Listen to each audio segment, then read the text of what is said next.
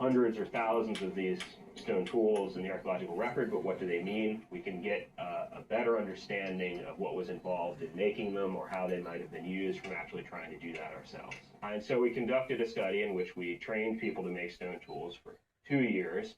We collected MRI scans at the beginning, middle, and end of the training, and we looked for changes as they learned what they were doing. We showed them images of tools, in fact, rotating videos of the tool so they could see it, and we asked them to make decisions about this tool. For instance, we asked them to make decisions about how the tool would break if it were hit, or where it should be hit in order to achieve their goals. And we could evaluate both how well they did on answering those questions and link that with their brain activity.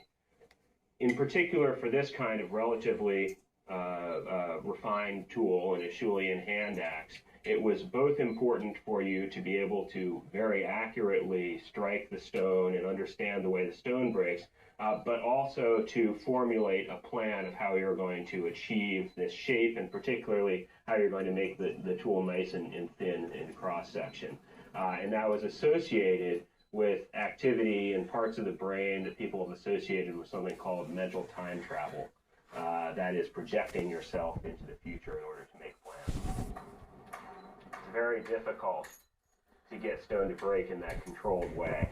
You have to set up the edge just right, manipulate the angles, and then hit it in just the right way. It's actually a lot easier to get it shaped like this than it is to make it nice and thin and sharp on the edges. And of course, our ancestors, they didn't care about the symmetry as much as they cared about the fact that it was going to be able to cut something and not be too heavy. So it's the thickness and the sharp edge is what they were after.